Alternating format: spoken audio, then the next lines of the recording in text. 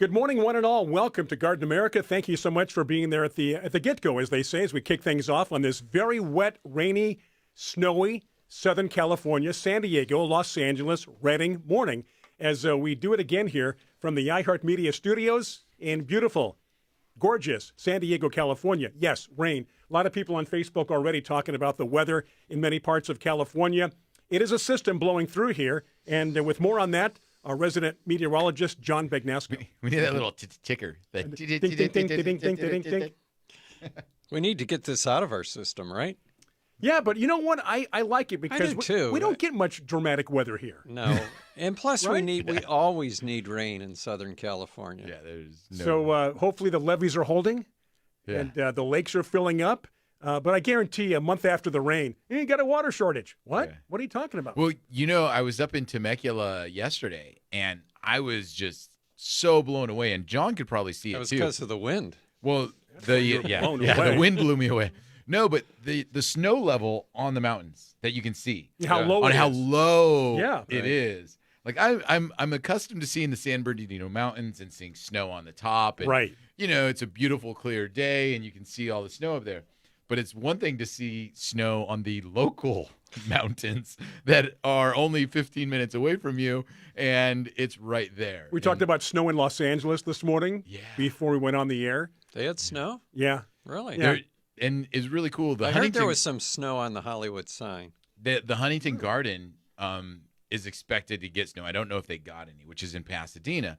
And they posted some pictures on their social media of old pictures from back, I think it was 18-something, of snow at the Huntington before. Like we were saying, it's never not happened before. Right. It is very rare. It's unusual, but it does happen. Yeah, but it was pretty cool to see these old pictures, and they were building snowmen, and you can see the house and the garden in the background. Wasn't that from the Ice Age, though? Is that what you're talking about, or not that long? That was I don't know 10,000 years I don't know ago. if the Huntington's that old. Yeah, Oh, the that's woolly true. mammoths were, trudging through the Huntington.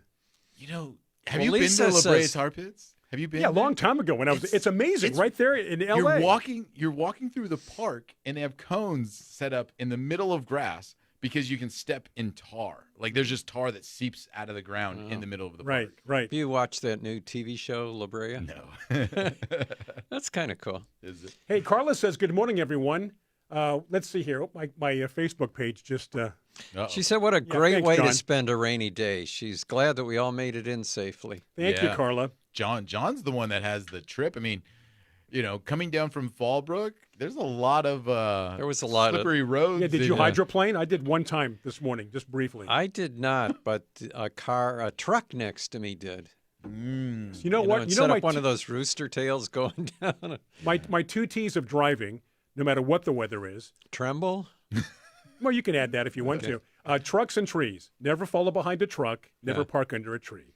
Oh, Two T's of driving. You're going to say never drive into a tree. Tanya says, good morning from San Jose. We get a break between storms today. Snow on the hills around us. So, yeah, everybody is. If you're in California, you're What did experiencing Lisa that. say up in Redding? 4 to 5 inches of snow in Redding. Wow.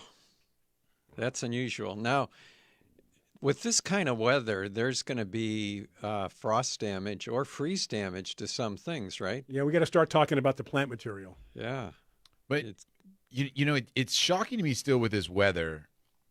We had those two very large eucalyptus trees fall down in the park by the nursery in Mission Hills. Yeah, you said that last week, right? Right. Right. And that happened without weather. Like it was after a storm. It Right. had Well, rained, the ground it had got been really windy, wet, right? And yes, right. Right. And But then they not fell, not this wet. but not this wet. And there was much more severe wind this week, and we're going to get more rain. And so what it blows my mind is when trees choose to fall down and when they stay up. You know what I mean? Like how come they fell down then, and yet there's other trees in that park, and who knows, maybe in a few days one might fall over again, but it just blows my mind when they choose to fall down. It's just like people. Some are more well-grounded than others. We'll never sleep under a coconut tree. You've heard that saying, good. right? Or a bunya. Yeah. Exactly. Well, Yeah. Keith Richards wrote that book, Never Fall Asleep Under a Coconut Tree. Oh, I Remember didn't that know years that. ago? He climbed a coconut tree about 10 years ago and fell out. No. Fell right about 15 feet. Ooch. Yeah. Now, And back then he was like 70. But nothing's going to kill Keith Richards like a cockroach. Yeah. After the Holocaust, he'll still be here. Yep. After the Holocaust? Or what? Not sorry. The Wow. apocalypse. I apologize. Yeah, the apocalypse. I am so sorry. Wow, slip of the tongue. Goodness. Can't take that back. Yeah. Sorry, but Yeah. you get the idea. After the apocalypse. Thank you, Tiger. Wow. All right. Let's talk about No gardening. emails, You please. were talking about frost. And I was that is- talking about frost, and John brought it up as well. Yeah, because one thing people need to think about also is hail, and we've talked about this before. Right. Hail damage on plants doesn't show up right away. Something that happens a couple weeks later, you see these little pellet marks in all your leaves and wonder where it came from. So keep in mind, if you have hail, look for damage later on. But it really shreds plants in terms of like right. leafy foliage plants. So be careful with that. but even small succulent hail. damage with hail, you'll show up as little dots later. Cycad damage, same Yep. thing on hail. Yep. Anything that has permanent leaves, Permanent. if they can be shredded, they'll go off and new ones will come on. Right. Pine trees, no problem, but Yeah. And it doesn't have to conifers. be big hail either. No. Just the constant pounding of little hail, Right. not the Well, golf ball size speed, hail. Yeah, the speed of Right. the little hail is. Yeah. So, and then, if things are damaged through this storm, wherever you're at, cold damage wise, you just have to wait it out right now. Right. You could do your best if you're going to get cold, a lightweight sheet. So not a blanket, because the rain will make that heavy and Sure. probably break your Right. plants. But Not plastic. not plastic, because you suffocate, Right. and if you leave it on accidentally too long, it'll really damage your plant. What about little holes, punching little holes in it for ventilation? Well, No? the thing on plastic is if it's touching a leaf, that where it's touching the leaf is colder than the air outside. Mm-hmm. So you can have 33, which is 1 degree above freezing, and freeze a plant that has plastic on top It's of like it. I think it's kind of like the wind chill factor, right? In a way. It What's- could be, yeah. What do you call that sheet on your bed that's the Fitted in sheet. between? No, not the fitted one. I mean, a fitted sheet would work. It's basically the same thing. Right. But the in between sheet between your Blanket. Comforter. and then your Right. right? Right. So that's the good sheet to use, because I think I don't really use that sheet. So that's a good sheet for me to use in the yard. You could put up a plastic covering if you were able to It's called a top sheet. Thank you, Carla. put stakes in the ground. Yep. And then you could, some little structure that you could put a sheet over. Yeah. So, for people, it's all about the value of whatever plant. Right. Small seedlings. If you've started your vegetable garden, they're starting to come up now. You got to Right. protect those. And we had a lot of warning before this storm. Oh yeah. But I think because of where we live, I don't think we really understood or understand the impact. It's storm's coming. we watch the Weather Channel in places like Florida and the places that have tornadoes, and they talk about how, they had the warning and stuff, and people that live there are like, oh, whatever, and that's kind of how we are with this, because when they say, I would say in San Diego, when they tell me a 50% chance of rain, I don't give that any credit. No. I only start to really think it's going to rain when I see 75%, and then I'm like, oh, it's probably going to rain a bit today. I don't even think it's going to rain all day. It's like, oh, it's going to rain a little bit. They were right about this day, though. They said Saturday was going to be the big day. Yeah, they've been on this day Yeah. consistent. So they were right about that. What about next Saturday up in the Bay Area, San Francisco? What's It's happening? American Tulip Day. Oh yeah, the tulip. tulip day. 80,000 tulips are going to be in Union Square, and you get to. I think I might have this wrong, so check online before you head over there. But I think you can go and pick tulips for free. Like, actually just go and pick flowers or Well, the bulbs? Pull the bulb right up with a flower on it and take it home. Really? Yeah. Tulips always fascinated me as a kid. Yeah. How does Now, that work? A little I found bulb? out about it. I read the newsletter this week, and there was an article Will about they it. naturalized in San Francisco area? No. No. So that's why they're saying you can go and pick it for free. They probably wait, and then it's like, rather than having clean it all out, they Right, let's just pick- invite everybody here to clean it for Well, us. there's areas around the Bay Area where, as long as it gets cold enough, gonna say. they In the bring- mountains. they bring them in. They don't plant them in Union Square. No, that's what I'm saying. rather than having to pull them all out, though, because they would have to at Union Square. Yeah, but they bring them in boxes growing, so all they do is haul the boxes away. Okay. Hey, I think we're going to take a break, come back with John's Orwellian quote of the day. Yeah, we saw that. I picked up on that. Little 1984 going on, John, maybe? Big brother watching us this morning? Our guest. And our Seth guest. Pearsoll. Seth Pearsoll is going to be with us. Philadelphia Flower Show. The Philadelphia Flower Show. Yes, indeed. So do stay with us. Those on Biz Talk Radio, thank you for tuning in. This is a pre-recorded show from last week. Those on Facebook Live, this is live. Whatever we do, it's right there. No going back. No second or third take. So do stay with us. Going to take a break. Back after these messages with our good friends and our fantastic sponsors on Biz Talk Radio.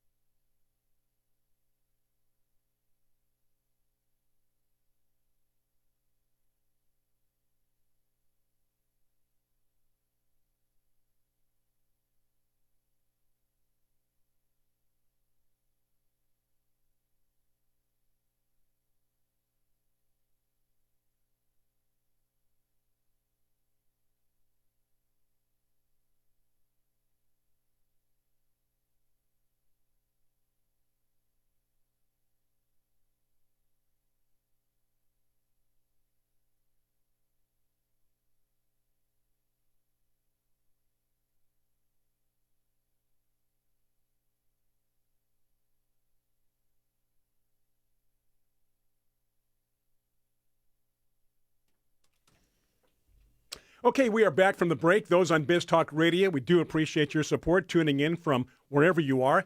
And around the world, across the country on Facebook Live, thank you for being part of Garden America.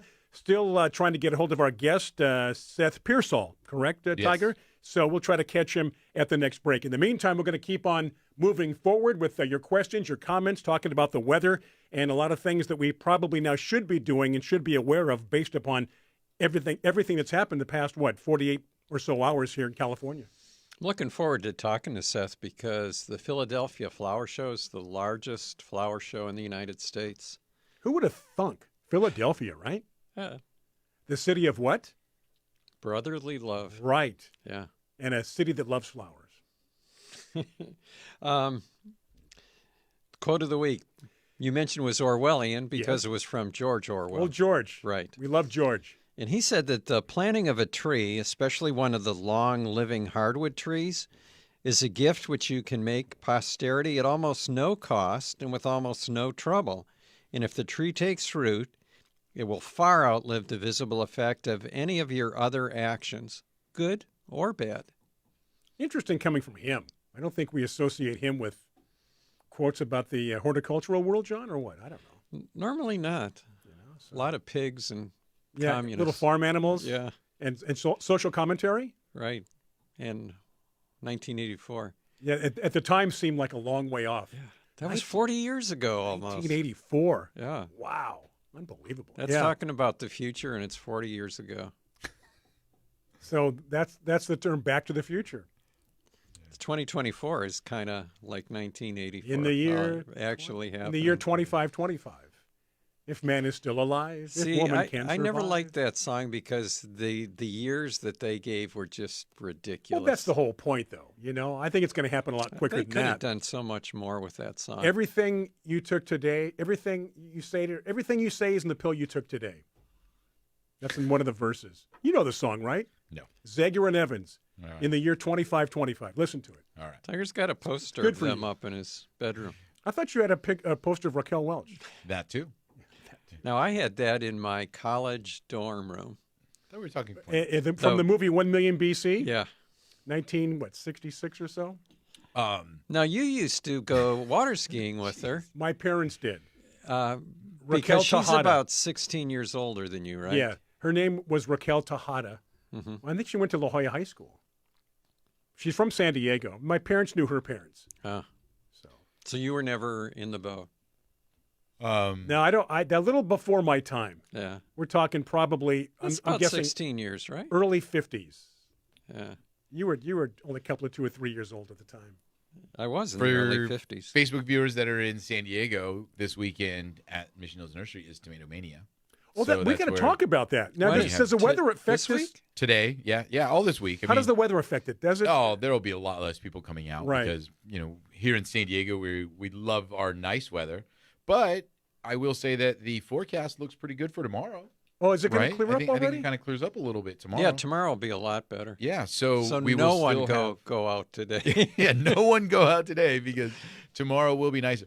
But Tomato Mania, for those people that aren't familiar with the event, is when we have a wide range of tomatoes that we bring in, unique ones that kind of fit people's specific criteria when they want a tomato. Some are dwarf, some are edible, or not. They're all edible, but some are more focused on the flavors or size. So let me ask you about that. yeah. What is your sweetest tomato? Small little cherry type tomato. I'm not 100% sure right now. Off the top of Sun my head. Sugar still around? I've been, yeah, I think Janine is his sweetest little tomato. good one. I should have thought of that. My little tart. Yeah, But I would be interested in one of those this year to grow. yeah.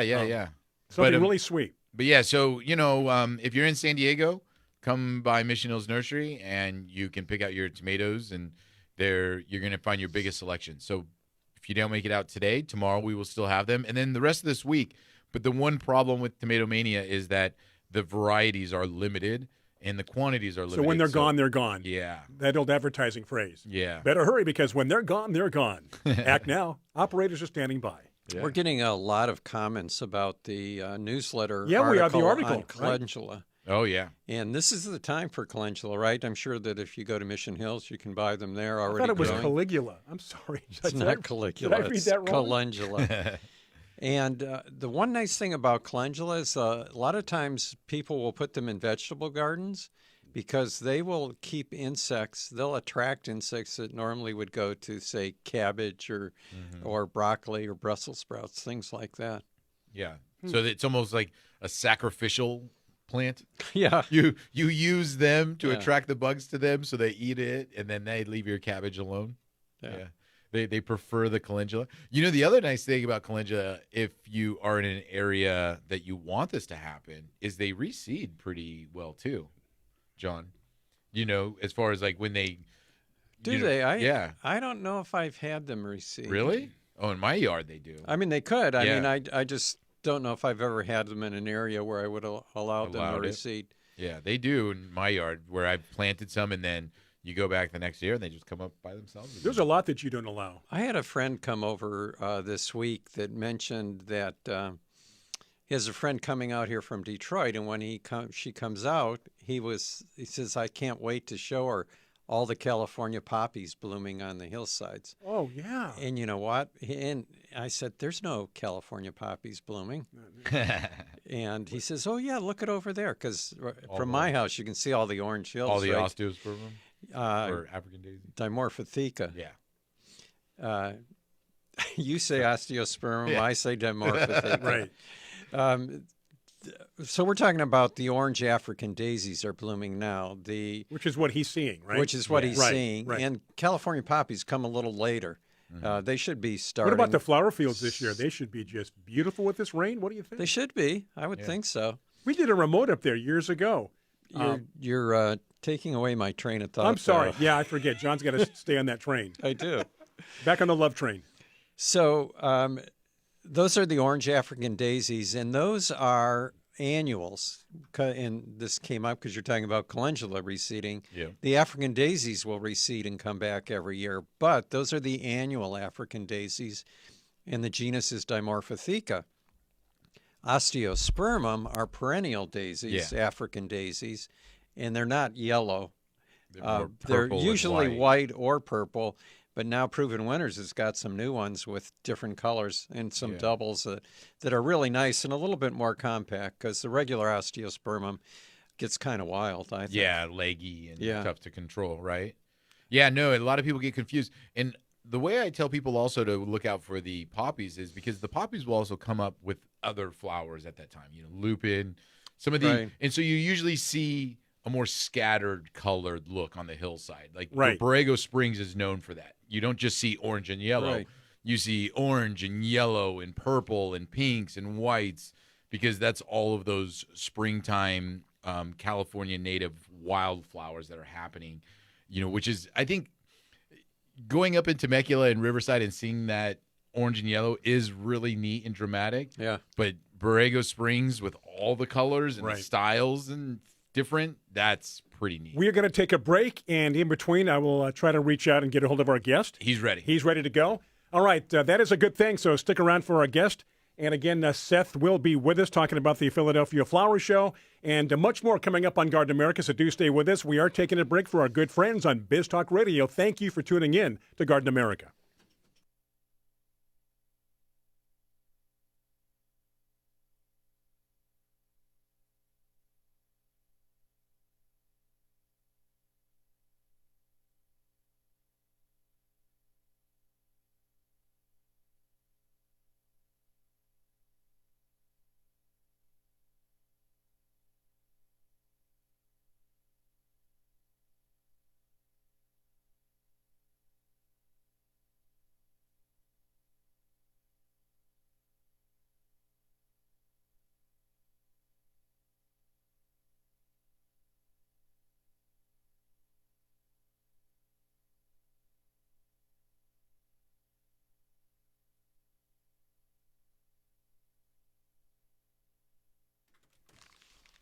Okay, we are back from the break. Thank you for sitting through that break with us on Biz Talk Radio, those on Facebook Live. Lots of questions. We're going to get to just about everybody, if not everybody today. Questions, comments. Do you want to hit one, John, before we bring on Seth? Well, Diane was asking that, I don't know who's telling you to do this, but she wants to know if salt water can be used for killing plants. And the reason that she asks is that she keeps seeing where they, and I assume she means on the internet, right? Yeah. Are saying to use pasta and egg water to water your plants. And since most people put salt in that she wonders if it's good for your plants. And no, it would not be good. And why in the world would you do that? I mean, if you lived in Death Valley, you would have enough water that you wouldn't need to use pasta water. That's just silly. Oh, And you're Italian. You should know. Yeah. I don't see any reason to do that. I think people get confused because they say use Epsom salt in some, sometimes they'll say use Epsom salts in plants and watering and things like that, and they get it confused with, regular salt and don't Epsom use salt's salt. magnesium sulfate. Right. So magnesium is good for plants. Sodium is not good for plants, which is why it takes a certain type of plant to grow along the coast. Mm-hmm. It has to be something that'll tolerate salt water. Yeah. And most plants won't. It is 29 degrees in Star, Idaho this morning. Thank you for that update, Rick. Heat wave. Yeah. That said, Tiger, let's bring Seth on and get the ball rolling. All right. This morning we have Seth Pearsoll joining us from the Philadelphia Flower Show. And Seth is the creative director at the Philadelphia Flower Show. Seth, good morning. How are you doing? Good morning, everybody. I'm doing well. Very nice to talk with you. Thank you. Yeah, thanks for taking time to chat with us. We know you're very busy right now with the Flower Show happening next weekend, right? Yes, we are neck deep in setup. I got crews placing trees. We just lifted a giant orchid flower canopy in the air. I've got mulch filler getting dropped everywhere. So, yeah, busy day, big week ahead of us. And how's the weather for you right now in Philadelphia? Funny that you ask. So last week it was beautiful, kind of unseasonably warm. I've got crocus. My tulips are pushing right now, and it's been in the 50s and 60s. Today the temperature dropped. It's probably in the 30s. We might get a dusting of snow this afternoon, and then all next week we're in the 40s. So pretty mild for this time of year. But wow, what a variable to deal with when you're talking about having a flower show. I mean, to deal with, That's why they do it indoors. Yeah. snow and Funny you should mention about the weather. I mean, I was looking on my phone, and I've got pictures of shows where we're loading in during a snowstorm. So you've got, basically a spring wonderland on the inside, and obviously snow accumulation on the outside. So it's quite the mix. Yeah, I've got some pictures from past shows I'm going to throw onto our Facebook Live here in a minute, Seth. But first let's talk about you and your path, because I think it was always your dream to be the flower show creative director, but you took a different path. You started off with languages, and now you're ending up here in flowers. Yeah, I am. I grew up in the Midwest, so a relationship with the land and working the land is in my family. I come from farmers in western Kansas, and so grew up landscaping, doing a lot of that sort of stuff just as growing up. So I've had plants in my past for a long time, but I didn't know that this was a thing that you could get into. So I had, I was an undergrad in English, major in undergrad, and moved to languages from there. And then the second I read about landscape design school in a magazine, I dropped out of the grad program for Hispanic linguistics and immediately applied for graduate school for landscape design right away. So when I found out about it, I made the quick jump. Yeah, and how long have you been involved with landscape design now? So I graduated with a master's degree. I had done landscape work prior to that, but I graduated and began my professional self probably in 2008. I moved to Philadelphia in August 2008, and little did I know that the world in 2008, September, the world would change. Yeah. And so I thought I was going to be working in a firm, doing a lot of computer work, but I actually ended up on a labor crew working, just boots on the ground for several years, eventually sort of working my way up through various firms. And that was in 2008. I got to know the city of Philadelphia really, really well, working on all kinds of crazy job sites. So, wow. Yeah, about 12 years now. I'm sure it gave you a lot of respect for the job now, too, and I'm sure you learned a lot by being actually hands-on there. Oh, yeah, wouldn't change it at all. Yeah. So let's talk a little bit about the Philadelphia Flower Show here now. It starts next week, right? March 4th? Yep, starts next Saturday, and we've got designers coming in. It's a giant horticultural event on the East Coast. We've got designers, plant enthusiasts, gardeners, landscapers, landscape architects, anybody in the field, plants, horticulture, from large display gardens down to just competing in individual plants. So anything and everything is here. It's beautiful. It's large. It's a whole day of magical gardens and flowers, essentially. And how far, is Philadelphia kind of a standard kind of East Coast thing where Mother's Day really kind of kicks off their garden season? Because, I mean, is this, people are coming in now, it's March, they're getting inspiration, they're getting ideas, they're planning, or do you guys start a little bit earlier than some of the other parts? No. So Mother's Day is huge out here in Philadelphia and the surrounding regions, pretty substantial in the horticultural industry. We've got, growers. We're the mid-Atlantic technically, so we've got growers all around here. Mother's Day is the big day, big build-up. And it's funny, the thing that people like about our show is it's considered the gateway to spring on the East Coast. So it's at the end of winter, the very beginning of spring. It's not what you'd expect because it's cold and gray and wet outside, and then you come and it's an absolute transformation on the inside. So the thing that I hear the most is that shocking juxtaposition of the two seasons. 2 years, we've been outside for the past 2 years, and, that was in June, which is prime time. Gardens look amazing here in June. And, in that instance, you could see something and go right out and do it. And that was fun, too. Different vibe. People really like the magic of, oh, my gosh, I can't believe things are blooming right now. And so, it's planning, it's inspiration, just like you said.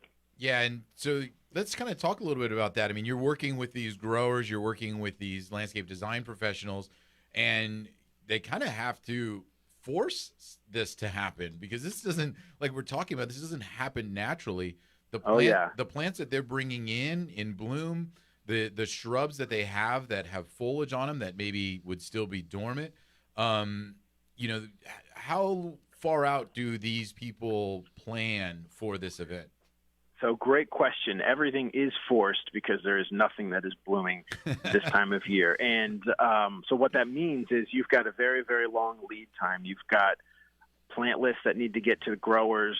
They like to have them at the end of the summer, the beginning of the fall, if possible. And, you might be able to push it to October for some plants, but you should have your plant list. If you're doing the show here, you should have your plant list ready, the season ahead of time. And then, the growers, it's not everybody who can do something like this. It's kind of a select few who will take on this daunting challenge. This year we were pushing the envelope.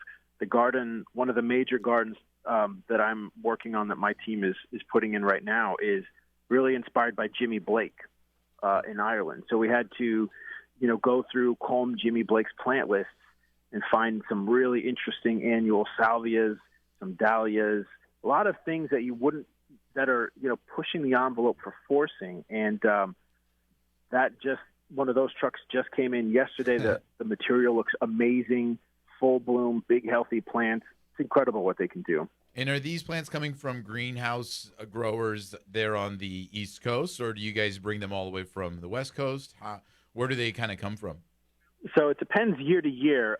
Great question, actually. One of the best parts of my job. This year, they're mostly from the Mid-Atlantic and Florida, and that's driven by the plant palette. So it might be down in Maryland or Long Island.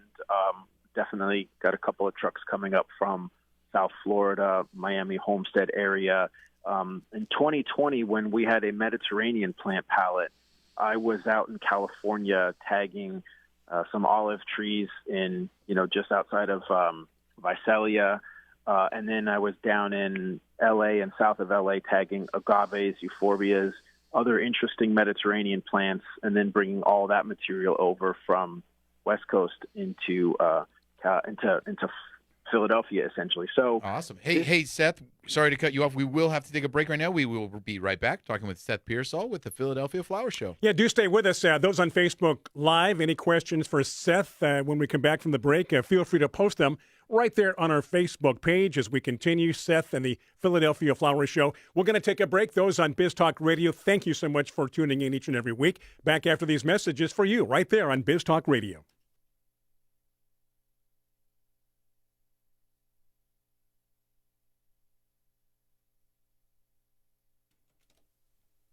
We are back from the break, obviously. Those on Biz Talk Radio, this is the final segment of hour number one. We'll give you a news top of the hour from the network, and then we're back at 6 minutes after. Hopefully you carry us both hours or at least 1 hour as we continue with our conversation. Seth from the Philadelphia Flower Show. Facebook Live, yes, questions, comments, whatever, do post them right there. We will address them. Tiger? Yeah, and Seth, you were just talking about how some of the plants get shipped from across the country and how a Mediterranean theme led you guys to pulling plants from California a few years back, right? Yeah, and it was incredible because I get to go out and tag all that material, literally hand-pick specimens. So pretty cool. You get to see so much different stuff in our field, and I really enjoy that part of it. Hey, the garden, the theme of the flower show this year is Garden Electric, and I have a little button on our Facebook feed that has your guys' logo, super bright colored flowers, lots of energy. But I also was able to pull an image from the show website. I don't know if this was last year or a few years back, an adorable picture of a little girl sitting next to a bunch of flowering New Guinea impatiens. And I mean, that just kind of goes to show you, I mean, New Guinea impatiens, this time of year, the color, the impact that these people are able to create. It's beautiful. I mean, I'm California born and raised, Seth. Okay. But at the same time, I mean, if I was on the East Coast and I was suffering the weather that they've been having the past couple months and I had the opportunity to go to this event, wow, would that inspire me just to be able to see what you guys created? And then you, like you say, you walk in, it must blow their mind. It's just a 180 from outside to indoors, right, Yeah. Seth? Yeah, that is absolutely what it's about. And we take a lot of people and turn them into gardeners or plant enthusiasts just because they see, what's possible, what they can do. They get lists and names and pictures. So we're making gardeners as well as entertaining them. And I'm also posting a little picture that you guys had this little cart that had cut flowers, little almost looks like a golf cart that had little cut flowers on it as well from a few years back. And what can people, what do you suggest people plan to do? I mean, obviously gain inspiration. Can people pre-book plants? Can people talk to designers? What are some things that people can do at the flower show? Also, Seth, we have a question now. What is the price of admission? Somebody so- from California wants to head over there next week. Price of admission varies when you buy it. Right now, I think tickets are $35 on our website, phsonline.org.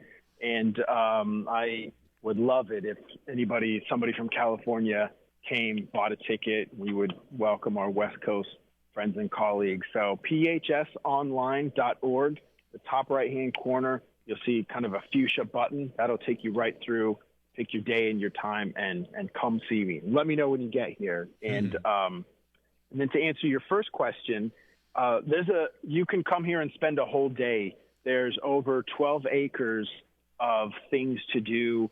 There is gardens ranging from up to 3,000 square feet down to competing your individual plant. There is rare, interesting, esoteric plant material. There are a number of florists from around the country and around the world competing. I think the farthest florist away is from Singapore, the gentleman that I met at the Singapore Garden Festival, an architect turned florist.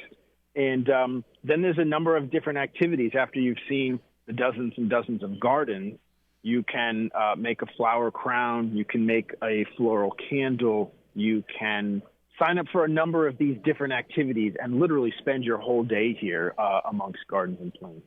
Yeah. I imagine there's speakers there too, right? Well, normally there are no speakers this year, and that's more just left over from sort of COVID and travel as the world and the long planning time. So we will be returning to speakers next year. By the time we were where we were in Philadelphia, we decided not to go too big on speakers this year, but we will absolutely be embracing that next year. You again. can speak And next normally year, John. We do have those. Well, I've been telling Tiger that we need to set up a garden tour next spring. Yeah. If any of our listeners are interested, Who maybe wants we to could go? do that. Yeah. Yeah. We could head over there. I'm sure that Seth would be happy to spend a few minutes showing us around. Oh, I think he'd spend more than a few minutes from. But I If always you guys come, I think you can do it this year, and let me know, and I will give you guys a tour of a lifetime. It would be spectacular to have you here. We have to recruit our listeners and viewers to see what the interest is, Seth. But it definitely, after Sure. speaking to you and looking at some of these pictures that Tiger posted, I think we have some momentum behind us, and we can hear from our listeners and viewers. Well, this is the largest flower show in the country, but I always judge a flower show mainly based on its garden shop. If you can buy things there, Yeah. I'm in for sure. And how well would You're this in. fit on the plane, right, John? Yeah. Hey, Yeah. Seth, the other thing I wanted to mention real quick before I lose my thought on this is, the Philadelphia Hort Society is kind of the program behind the flower show. And with the proceeds from this event, it goes to a lot of wonderful programs that help benefit the surrounding areas, right? Yeah, that's actually one of the best parts that you might not know about the flower show. So you come, you buy a ticket. It's essentially a fundraiser for us. We are the Pennsylvania Horticultural Society, big kind of urban greening nonprofit. We have been around since 1827. First flower show was 1829. And it's all what we call unrestricted funding, meaning we can use it to fund any and all of our programs. We have healthy neighborhoods projects. We have vacant. I could go on and on, but yes, the takeaway is this is essentially a giant fundraiser with real world projects that are funded by this show. And that's the good thing, because if you're coming, you're doing good. You're helping further this mission. Yeah, I think that's a real great thing to consider because, I mean, not that all flower shows don't benefit the surrounding communities. I think a lot are put on by, hort groups.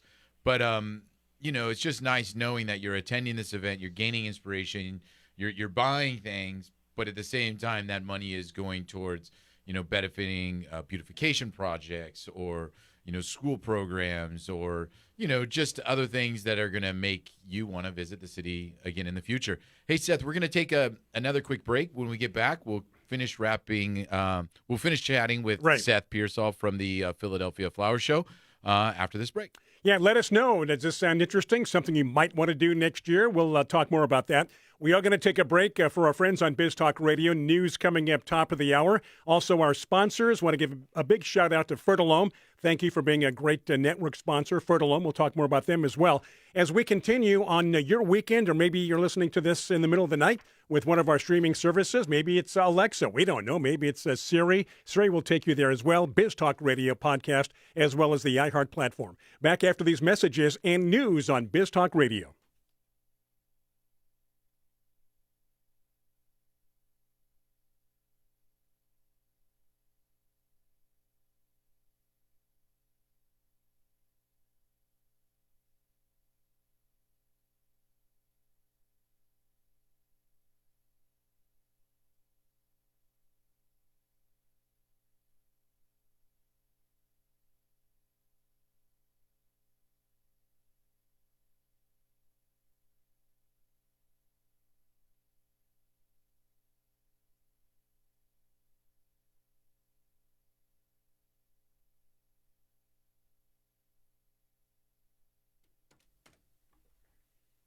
Welcome back to Garden America. Those on Biz Talk Radio kicking off hour number 2. Maybe you heard hour number 1. We hope so. As we continue our conversation talking about the Philadelphia Flower Show, which is coming up very, very shortly. It was March 4th, Tiger, early part of March. And Seth is with us from the Philadelphia Flower Show.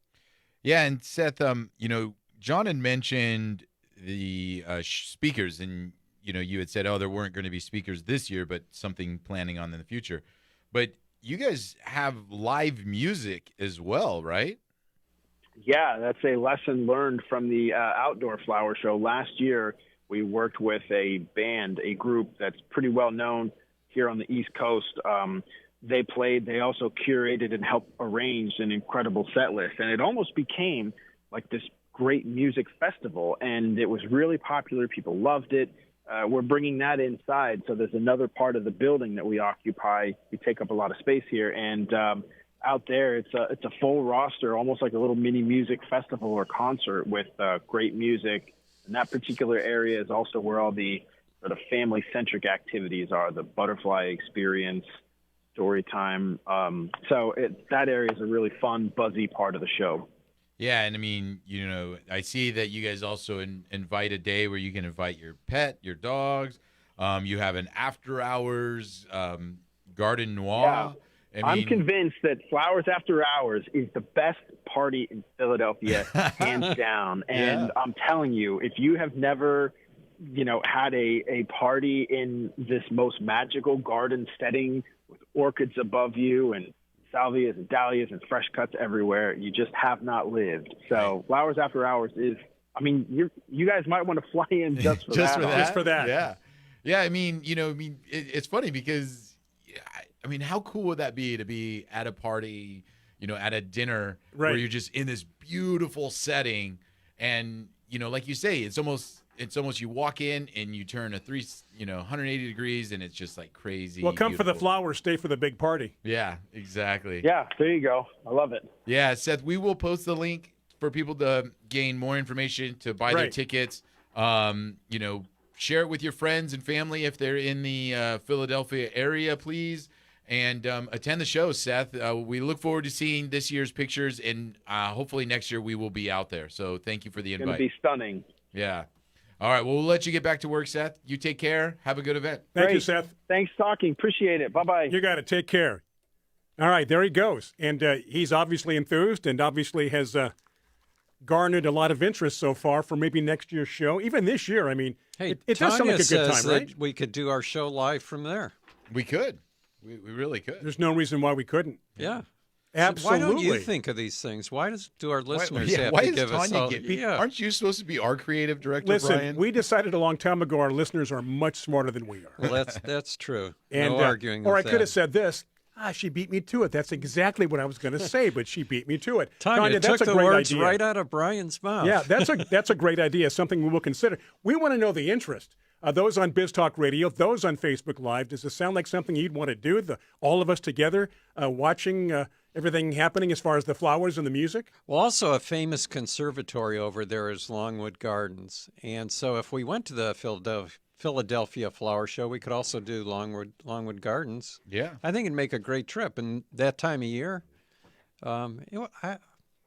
Tiger, I think it's Yeah, awesome. I think it's fun. agree. you're responsible for All right, this. I'm on it. And I Okay. told you, I'm on I it. want to take in a Flyers game. I got to get my hockey in one night if they're in Because town. The cool thing about this specific flower show is a lot of people think flower show, they think a lot of home shows or Right. fairs. And they're very much like one day kind of things. Like you go, Right. you've seen it all in one day Right. and you don't need to go there.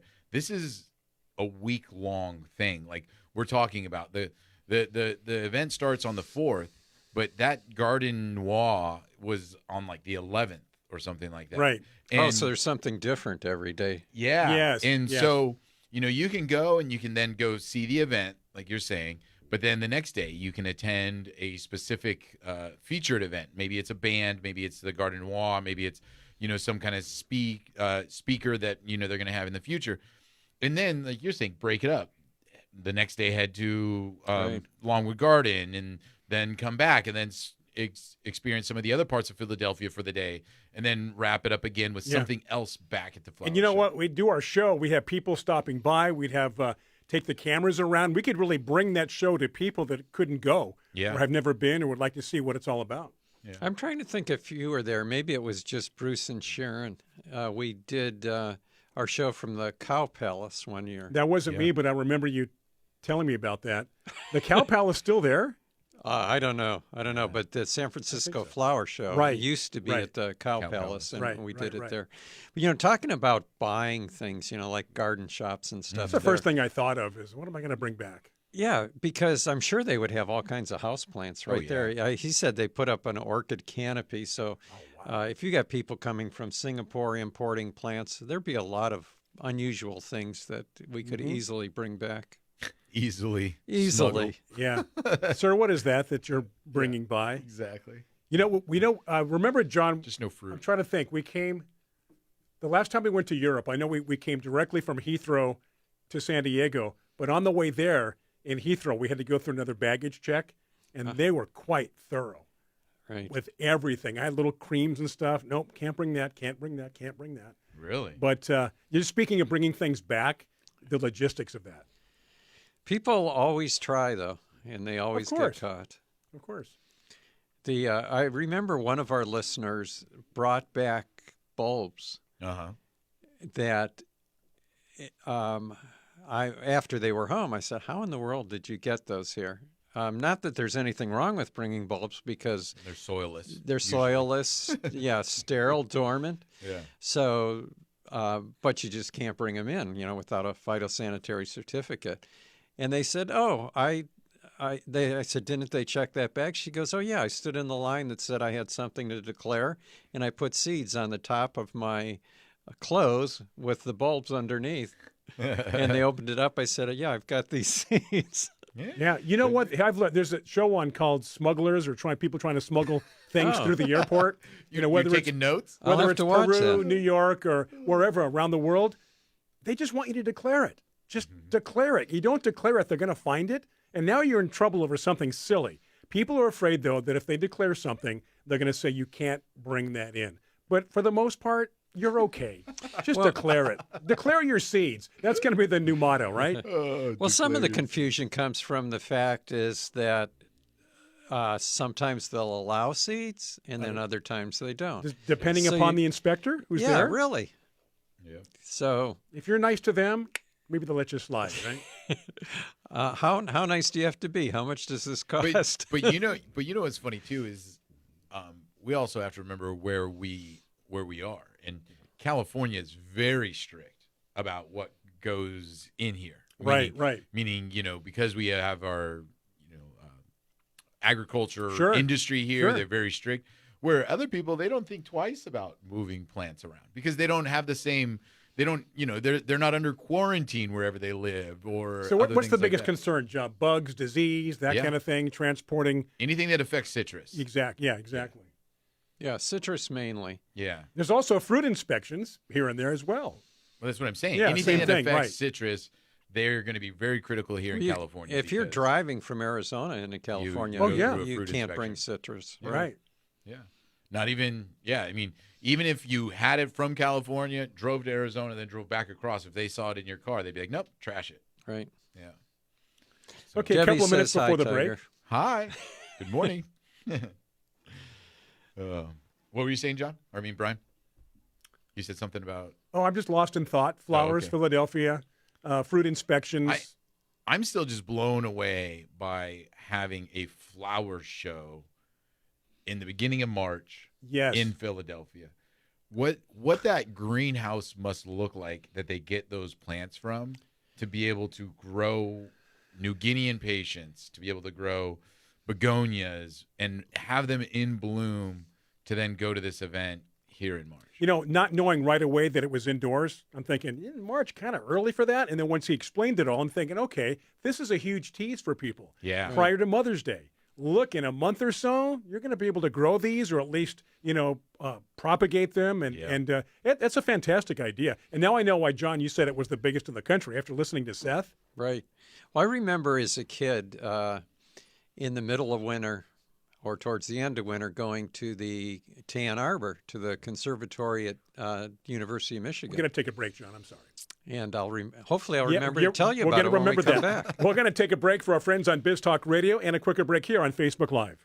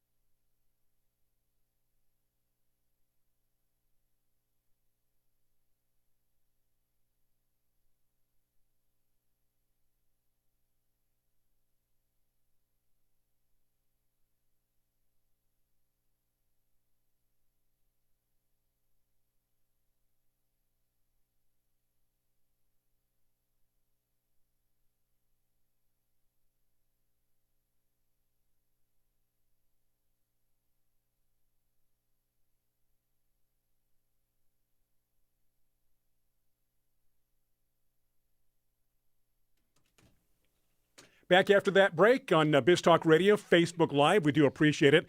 Want to remind people to please visit our website, gardenamerica.com. We really appreciate the traffic. It does update itself. Well, not itself. Daniel, our webmaster, updates it periodically. So there should be something new. You can also sign up for the newsletter by going to our website, and you'll get the newsletter every Friday morning. John does a fantastic job with the articles. There's pictures. You can send pictures to John. He will post them.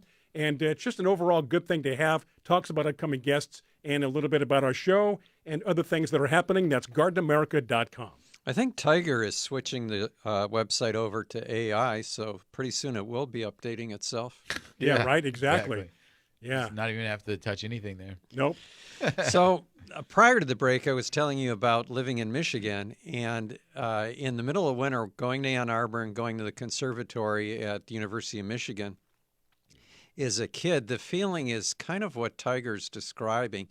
The whole atmosphere changes when you walk in and instead of snow, you're surrounded with all these tropical plants and humidity. And What is it?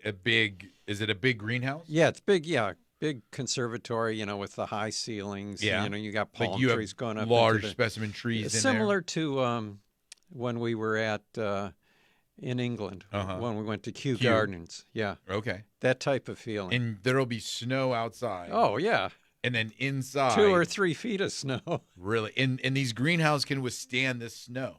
Yeah, It's they're amazing. all glass greenhouses back there. But I not- understand blows what my you're mind. saying. You walk into another world. Right. It just, And after all winter you've been cooped up, not doing anything. It's not just that you had a break in the weather Right. and you're going from cool weather to spring-like weather. You're going from 3 months of winter. Yeah, being where, inside. where you're cooped up indoors, everything's dead Rick, I mean, outside. Rick wants to know about the best flower shows in California. Would one be the San Francisco Flower Show? I don't know if there are any good flower shows Really? in California. The San Francisco Flower Show used to be the number one or two on the but then it got West moved. Coast. Remember, we looked into it. Yeah, it moved from the Cow Palace to what's that town over there south of San Francisco? San Mateo. San Mateo. That's right. Yeah. Got moved to San Mateo, and the last time I went to the one in San Mateo, it was so sad. Yeah, you said it was pathetic. I Yeah. think was the word you There used. were Jeez, harsh. bordering on disgusting. Hopefully I the thought. producer is not listening. Disgusting's another adjective John used. Of all the states, California, you'd think we'd be like number 1 or 2. Well, we used to be. Used to be. Now I think the number one on the West Coast is the Northwest Flower Show, which is in Seattle. Yeah, but that's. I think it's more of an industry-driven show too. The Northwest Flower Show. Isn't that where a lot of like the industry goes as well? Or am I thinking of pack trials or whatever? I think you're that thinking of thing pack is? trials. Okay. Yeah, no, this is an open to the public garden show, very similar to what Seth was describing for Philadelphia. Yeah. If you're not part of the public, you can't go. I think maybe now the best show would be the orchid shows in Santa Barbara Oh, okay. when those start. It was funny. I was listening to a comedian the other day, and they were talking about people that live in Chicago and how they were like, "Oh, it's cold and freezing here, but it's okay because there's tunnels that take you. You never have to go outside." And I think it was a woman, and she goes, "Oh, so basically you guys are like gerbils or hamsters. You just live in a giant hamster world. Never have to go outside." Yeah, It's like the underground tunnels in Paris, John? The whole history of just weird things. And Paris is one of those cities that a lot of underground activity. Don't know, Brian. Tell us about it. Tell us about the underworld. I like to toss things to John once in a while to see where he goes with it. And if he doesn't react, then I'm in trouble. Yeah, exactly. I'd You're rather like, have I went a little too far. I'd rather have him say, "That's just silly."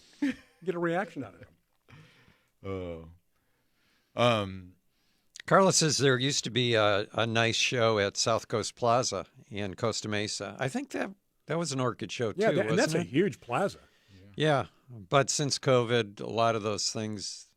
Seth was even talking about here. It affected the Philadelphia show, which was the largest in the country, and it sounded to me like he was saying that they did the show in the summer, outdoors. Yeah, so they could have it outdoors because they couldn't have it indoors, right? Because like they of did in the COVID, past. right? And I think Philadelphia was one of those strict lockdown cities, if I recall. Unlike Miami. Unlike Miami. Yeah, Miami was pretty much wide open. Yeah, and you can pretty much go outdoors anytime in Miami. Absolutely. That's why Brian worked remotely from Miami during that whole time frame. Absolutely. Miami and I guess it was Texas as well, right? Yeah, all of Texas. You mentioned one city in Florida, and then all of Texas. I'm not going to be in Miami, but I am going to be in Florida in a couple of weeks. You're going to see Tatiana, right? That's why you're making the jaunt? Not going. You're going to be with family. It's a Bagnasco get-together reunion in Florida. Watch out, Florida. Here they go. Yeah, here come the pretty much a Bagnascos. family reunion because both my brothers and my sister will be there. Will you be at Boca de Vista? No, that's too far south. Is that the place in Seinfeld? He's saying about exactly. That's where the I think Seinfelds it's went to retire. Del Boca Vista. Oh, Del Boca Vista. Yeah. Anyway, this is a nice time of year to be in Florida. So I have to see what I can bring back. Yeah, you know No why? hurricanes. It's prior to the humidity. Yeah. Once that humidity hits, oh my God. This is probably one of the best times for Florida, right? Yes. You're saying prior to the humidity, Right. no hurricanes. It's in the 70s and, for the most part, low low they probably 80s. have perfect weather right now. And they have cooler temperatures this time of year. Yeah, that's in what I'm saying. They winter. probably Yeah. have perfect weather right now. Yeah, it's the time to Well, go. you know what? Yeah. This year they've had some really unseasonably cool weather in really? Florida into the 40s. And so it wreaked a little havoc for a while there. Yeah, very unusual for them to get down to the 40s. Is there any way to get havoc without wreaking it? Yeah, you don't have to. Once you have it, just stay put. Don't start wreaking it. You don't need to wreak it, John. You can just have havoc. What else do you wreak? Well, if you don't shower for 4 or 5 days, I You guess, yeah. right? Yeah, it's true. Yeah. So what's happening on Facebook? Questions, comments? What else would you like to know about? We appreciate the comments and letting us know what's going on, what's happening. Hey, I want to tell people about a new place to buy roses online. Ooh. Grace Rose Farm. And you've tested it. Well, I haven't got the plants yet, but they have a website and they sell cut flowers, but they also now are selling plants. And the cut flowers they sell are for florists. They sell the David Austin type floral roses. Okay. So if you go to Grace Rose Farm, you'll be amazed at what they have. Now, not everything's available. Some things you have to order now for delivery bare root Okay. next winter. But they also have some potted plants that they'll be shipping. So I think I ordered 8, and I think I have 4 coming now and then 4 next winter. There'll be varieties you can't get anywhere. And are they more focused on cut flower varieties that they sell potted? They're all cut flower varieties. But they will also grow in the garden. You know, a lot of cut flower varieties can be grown in the garden. Yeah, but a lot of cut flower varieties are also tall and kind of leggy. So These are not leggy. These are all nice bushes. okay, cool. Yeah. All right, we're going to take a break. We have 2 more segments coming up, so still plenty of time. The show's still got some legs, as they say. So questions, comments on Facebook Live, those on Biz Talk Radio. A break for our sponsors. We do appreciate it. Back after these messages on Biz Talk Radio.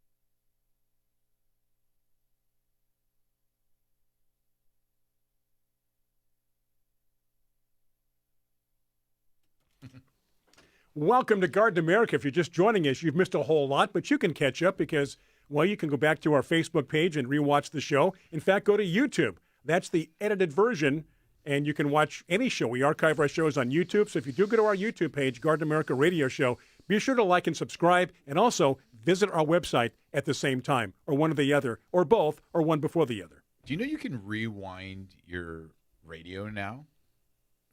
Like in my wife's car. Oh, yeah, you can. Yeah, You can like if something come on the radio and be like, "What was that?" It used to be gone forever. Yes. Yeah. Never was able to do anything. Now, right? now what does she drive? What year does she? A Lexus 2000, I think maybe 18, 19. Okay. I don't know, something. Yeah. Okay. Because I know that you can do the same thing like with Alexa or some other. But you can hit fast forward or. But those are different. You're because talking those about are, live radio. I'm talking live radio, FM station. If you hear something or want to hear like what that song name was, or you want to hear the song over again, you know what? That's you can indigenous. rewind. That's indigenous to her car or other cars Yeah. that are more or less It's got to recording be the it. radio. It's recording it at the same time. Now, I would imagine she can only go back so far. I imagine, yeah. But yeah, that's a good thing to have. Not to last week or anything like No, that. you can't pull up. I'm going to have to try that and see if my car does. No. You don't Does your think it radio does? work? Does your radio work? Yeah, I get both AM and FM.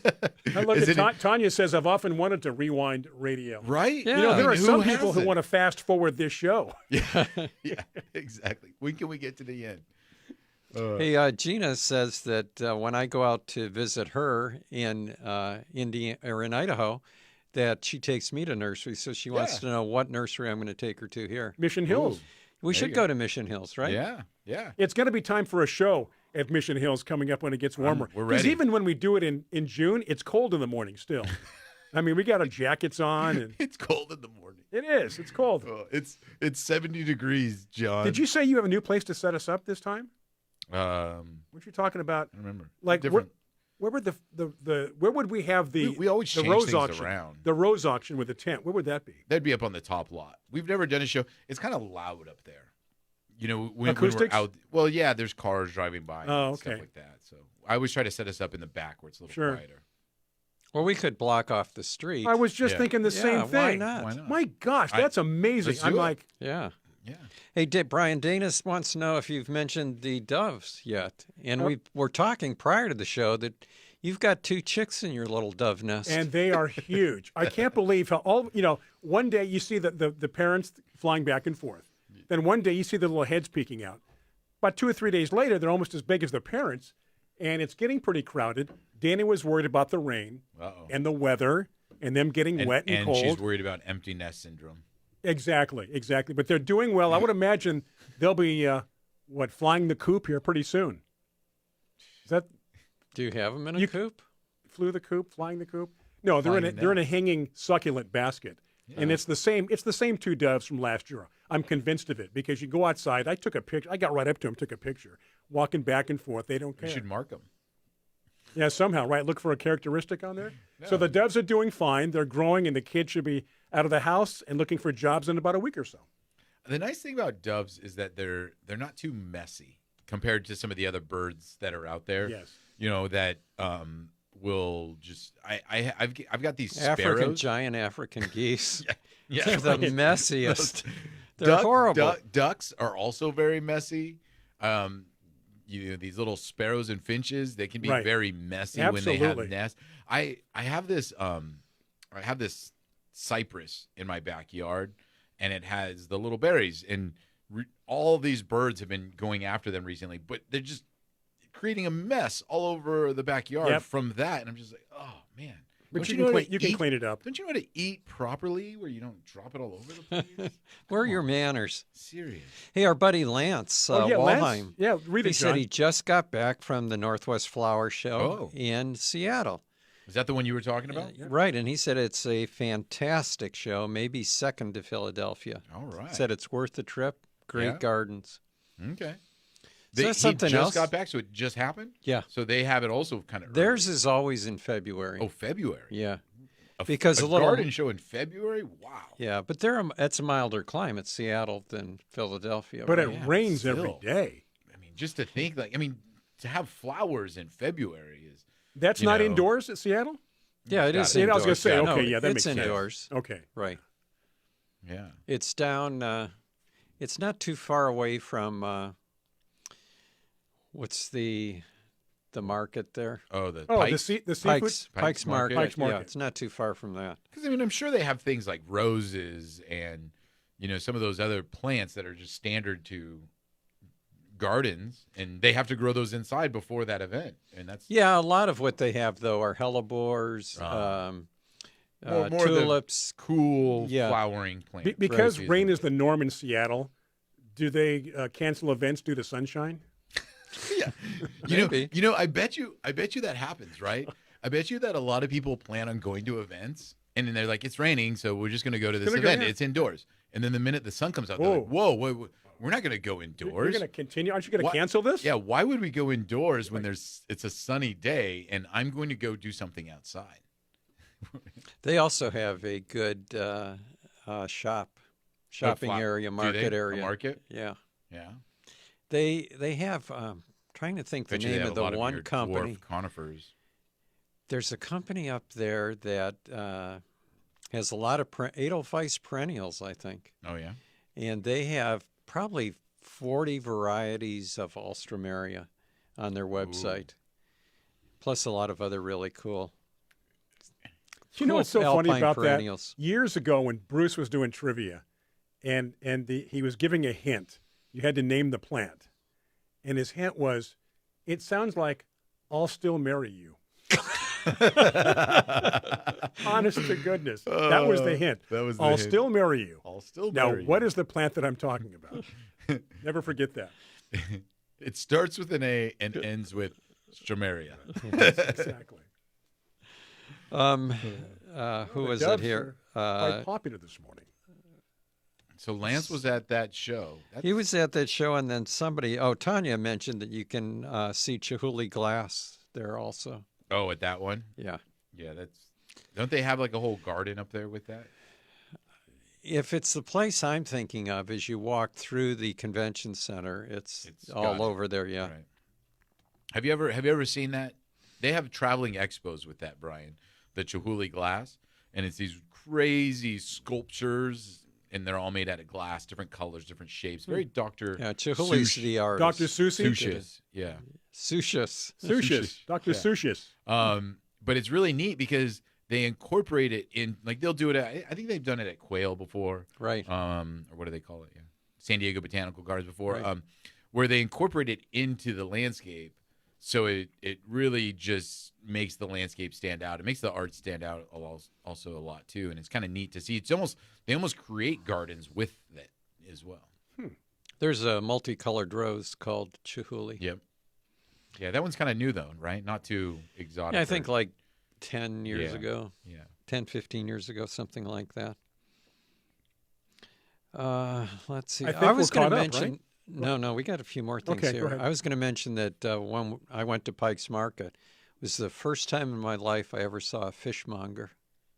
Really? Yeah. Really? That's quite a busy little place, isn't it? Down there. It used to be. I don't know what it's like now. My favorite thing there was the chucker cherries. They're cherries covered with chocolate. So a chocolate cherry? Oh. Yeah, but kind of a Chucker? no. Chutney? Chucker's the name of a bird. Oh. Instead of chocolate-covered strawberries, these are cherries. Right. They're fantastic. Oh, of course. If anybody wants to send chucker cherries here to the station, You'll Right. happily accept them. we'll be glad to take them. Yeah, we'll give a review. Yeah. That's strictly business reasons. Right? Yeah, Lance said that there were a lot of bulbs up there and it was freezing cold outside, but he also said it was more hellebores than he's ever seen before. Oh, yeah. And they have a lot of varieties. Yeah, and hellebores are, that's the perfect climate for them. Cool, wet, rainy. Mm-hmm. Yeah. And there's so much breeding work that's gone on with hellebores now, where you have the doubles that you never used to have. You have some with upward-facing flowers, and one of the negatives on hellebores is that the flowers all point So down. when you're looking at it, you don't So really see it. yeah, so you got to bend over to see it or pull it up or. Yeah, Okay, we're gonna take a break. Okay. We have one more segment coming up. So those on Facebook Live, questions, comments, still have time. Those on Biz Talk Radio, our final segment. Do stay with us as you listen to and hopefully enjoy Garden America. Back after these messages.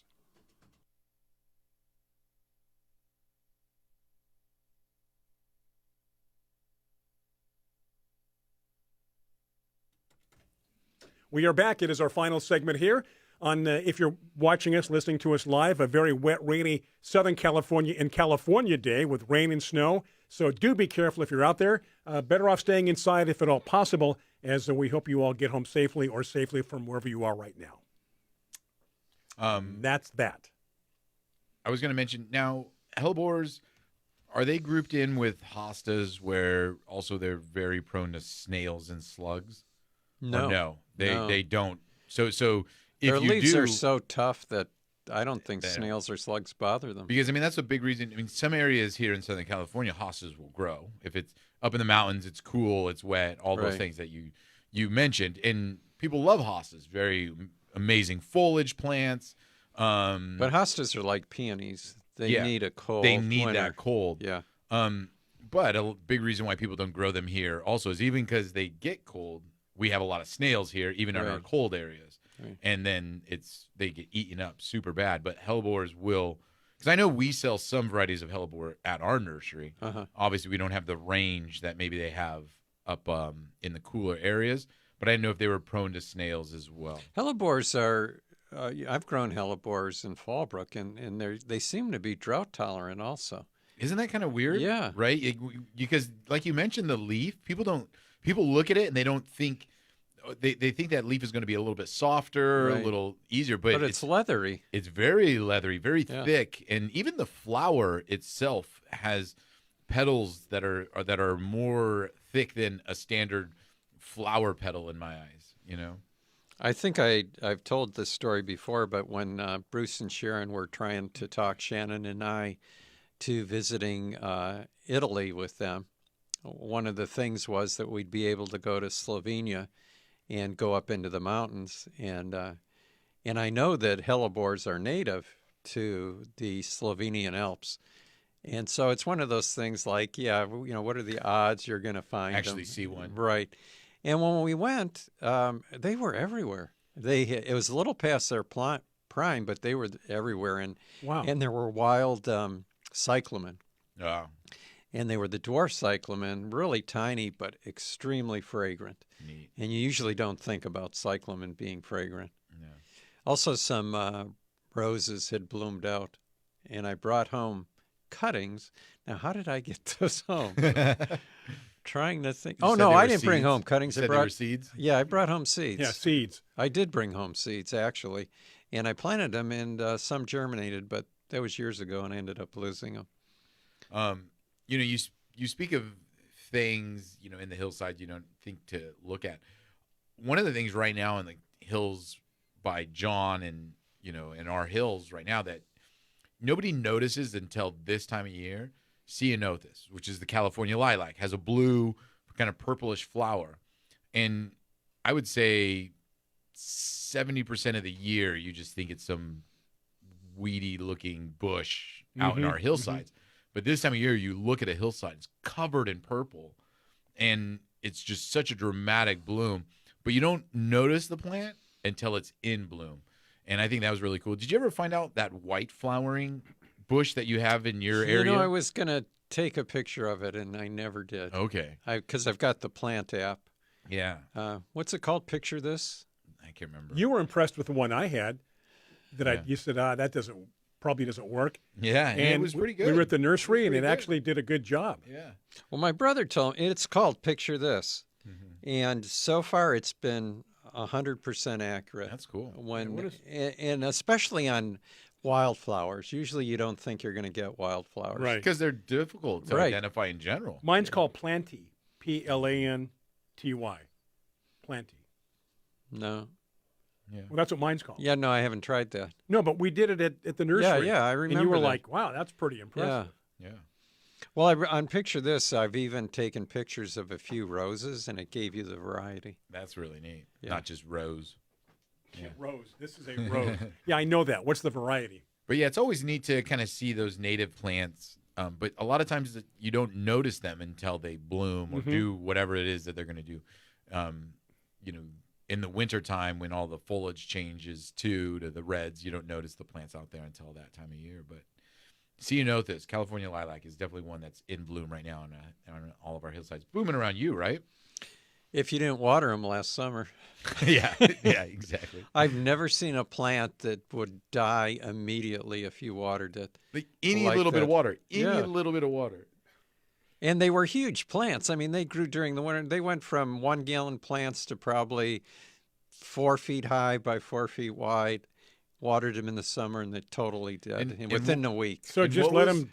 John. What's John the alternative? Clements, John Clements told us it's a root rot disease that comes out when it gets watered during the day. Right? That's what he told us. Remember? During the day? Yeah, he said don't water them ever during the day because that's when whatever this disease will actually take more effect. So you either have to water them, at night or the early morning or something of that nature. But again, don't even water them. He said, let it just suffer through the summer.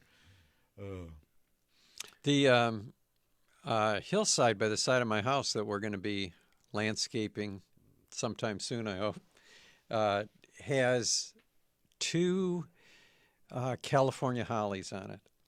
And my son went through, had his crew come through, and they went through and they cleaned that area up a little bit. And I've been trying to grow a California holly for a long time. The last one I planted died. And these 2 had been there for a long time. They were about 4 or 5 feet tall, and they were great. And they cut them right to the ground. Oh, But they both came up with this rain, and they look really nice now. And they were there before you moved to the they were there- property. They were, just because California holly is a native plant, right. so it's kind of wild. By my house, I think that the nature preserve is going to be really nice after these rains. Yeah. Hey, that's going to do it. Whoa. Our time is up. Thank you so much. The people tuning in on Facebook Live, want to thank our guest Seth from the Philadelphia Flower Show. Let us know your interest. And, of course, to the fine folks at Biz Talk Radio, Stephanie, who does a great job keeping us on the air, making sure we're up to date. So we've got a meeting, gentlemen, after the show.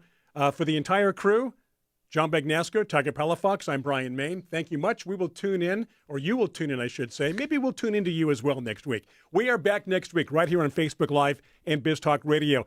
Be safe with this weather. Have a safe rest of your weekend and a safe week. Back here next week on Garden America. Take care.